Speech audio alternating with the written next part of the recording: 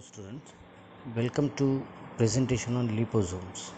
In previous video we have seen the structure and process of liposome formation. In this presentation we are going to study what are the types of liposome, their methods of preparation and its applications. So as we know that liposomes they are prepared from the phospholipids, and phospholipids are nothing but these are the lipids having hydrophilic head and hydrophobic tail.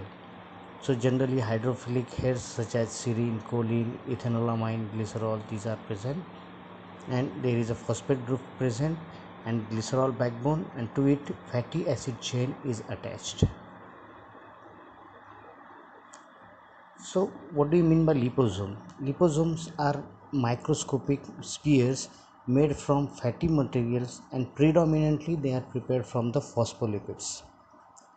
They are made up of one or more concentric lipid bilayers and range their in size from 20 nanometer to several micrometers in diameter. So to understand the structure of liposome, we will see, or we can relate it with the micelle formation. We all know that what do you mean by micelle? Micelles, when excess of surfactant, when we are adding into water, they will form micelle, means hydrophilic head of the surfactant, it will concentrate towards the vehicle, that is water, and lipophilic tails, they will form a core of the micelle. Same is the case with the liposomes. But what is the basic difference between micelle and liposome is that in micelle there is a only single layer of surfactants, while in liposome it is a bilayer. You can see here white heads, these indicate the hydrophilic heads, and this yellow tails, this indicate the hydrophobic or lipophilic tails of the liposome. Now what are the advantages of liposome as a drug delivery system? These liposomes are suitable for the delivery of hydrophilic, as hydrophobic and amphipathic drugs and various other agents. We can see the structure of liposome.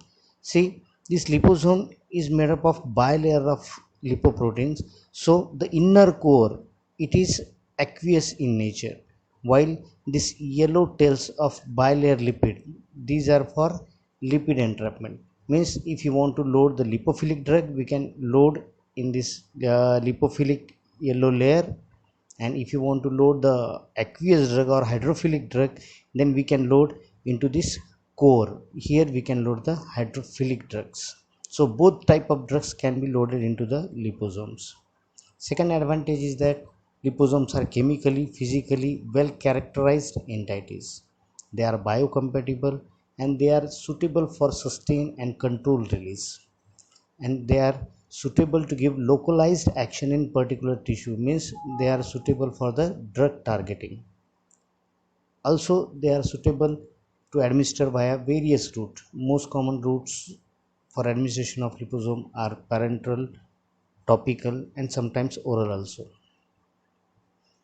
Disadvantage: liposomes are poor in stability as they are prepared from the lipoproteins. Their manufacturing cost is very high, and their drug loading capacity is poor. And if liposomes are prepared for parenteral administration, they must be sterile one, and sterilization of liposomes, it is a very challenging job. As well as liposomes have very poor reproducibility.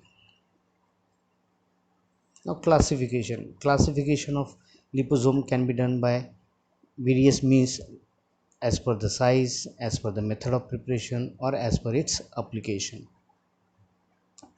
First classification is based on size. First type is small unilamellar vesicle. It is also called as SUV. Means this is the structure of small unilamellar. They are small in size, in generally nanometers, and there is a single lipid bilayer. So that's why they are called as unilamellar vesicles. Medium size unilamellar vesicles, large unilamellar vesicles, they are LUV. So this is the structure of large unilamellar vesicle. Then giant unilamellar vesicles, they are very much high, means more than 1 micron in size. Then oligolamellar means vesicles in vesicles. Then multilamellar large vesicles, this is the multilamellar, means lipid bilayer, more than 5 lipid bilayers are there. What is the difference between multilamellar and oligolamellar is that oligolamellar may contain 2 to 5 layers of bilayer lipids, while multilamellar have more than 5 bilayers of lipids. Next type is multivesicular vesicles. Multivesicular vesicle means this is the structure, means it represent the formation of vesicle into vesicles. That's why it is called as multivesicular vesicles. Next, its classification based on method of preparation. There are so many methods we will discuss in detail in later part of this presentation.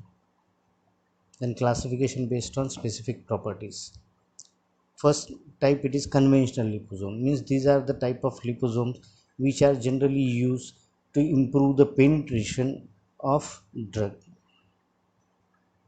Second type is long circulating liposomes. They are prepared by the stealth technology. So in this, what we are doing, we are coating the liposome with the polyethylene glycols. The presence of PEG on surface of the liposomal carrier has been shown to extend the blood circulation time while reducing the mononuclear phagocyte system uptake. Means such type of liposomes, they sustain, or what we can say, they remain in blood circulation for longer time, so sustained action or sustained delivery of drug is possible. Then next type is targeted liposomes. So as we have seen that liposomes can be used for the targeting of various organs. So when we are attaching various target specific ligands such as antibodies, immunoglobulins, lectins and oligosaccharides to the surface of lipid, you can see in this diagram, if these oligosaccharides or antibodies are attached, so they will go to a specific site, means specific tissue or specific organ, and there they will release the content. So that's why this type of liposomes are called as targeted liposomes.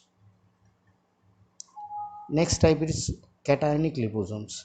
So liposomes can be made cationic, and cationic liposome components, they interact with the negatively charged DNA and they form a complex, lipid DNA complex. This is called as lipoplex, and these lipoplex have ability to penetrate through a cell membrane by the process of endocytosis, and they form an endosome, and through this endosome the DNA is released. So DNA, or we can call it as a gene also. So cationic liposome, they are the useful tool for the gene delivery. Then methods of preparation of liposomes. First method, or there are so many methods: handshaking method, solvent injection method and so on. First method we'll see, that is mechanical or handshaking method. In this method we are using a RBF. In RBF, round bottom flask, here we are preparing a solution of phospholipids in an organic solvent.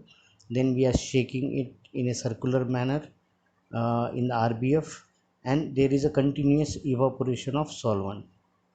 So after application of vacuum and continuous shaking, there is a formation of film, and this film at the inner surface of the RBF is dried by using vacuum, and in this dried film is then hydrated by addition of water. So when water is added, this film will shrink and it will convert into a spherical shape or spherical vesicles, and these are called as the liposomes.